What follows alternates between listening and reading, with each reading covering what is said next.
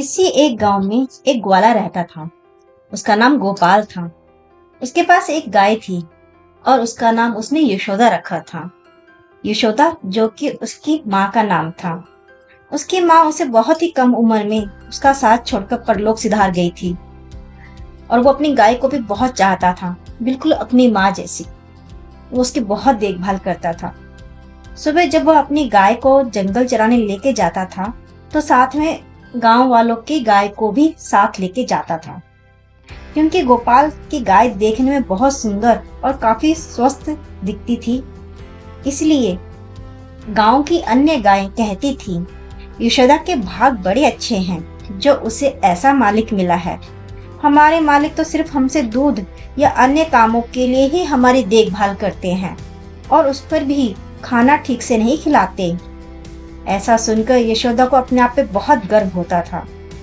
यशोदा भी अपने मालिक को बहुत चाहती थी।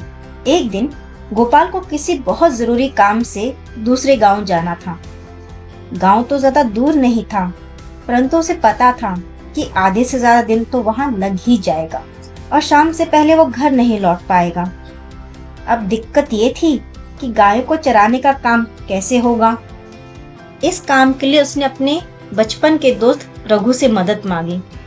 रघु ने भी हाँ कर दी और अगले दिन गोपाल यशोदा से कहता है कि मेरी प्यारी यशोदा, मुझे आज बहुत जरूरी काम है तो मुझे पास के गांव में जाना पड़ेगा।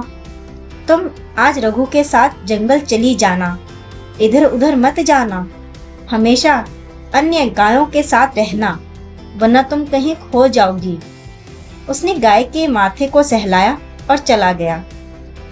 रघु जंगल में गायों को चराने ले गया। सारी गाय हरी घास चर रही थीं। यशोदा भी इधर उधर घूमकर घास चरने लगी। चरते चरते वो कुछ आगे निकल गई।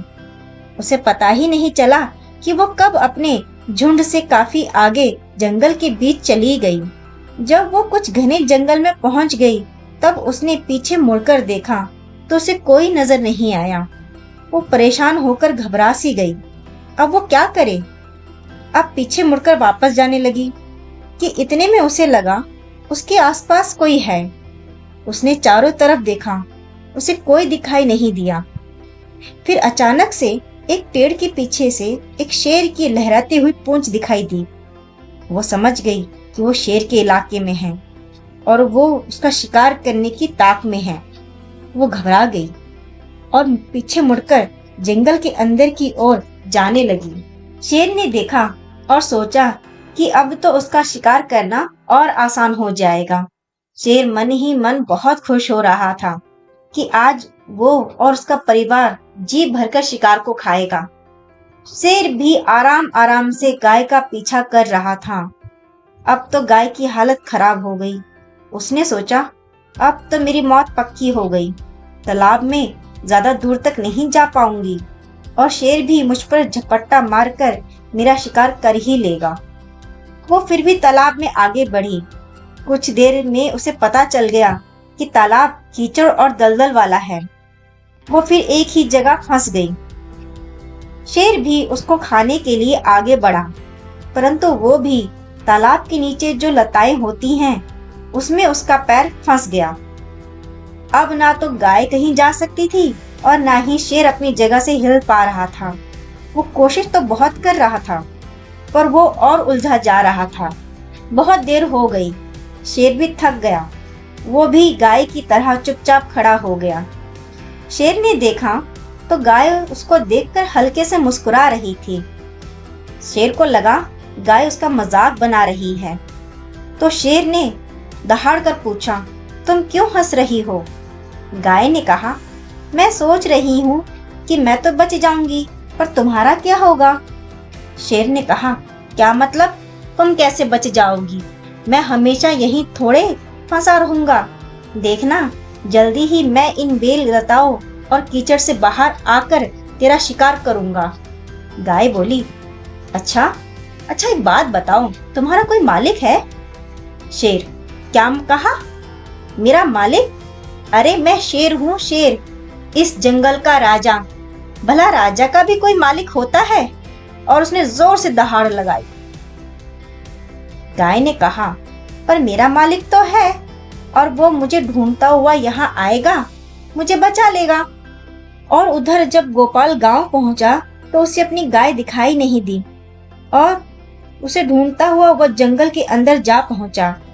क्योंकि अंधेरा बहुत हो चुका था तो उसके हाथ में मशाल थी और वो बार बार यशोदा यशोदा चिल्ला रहा था।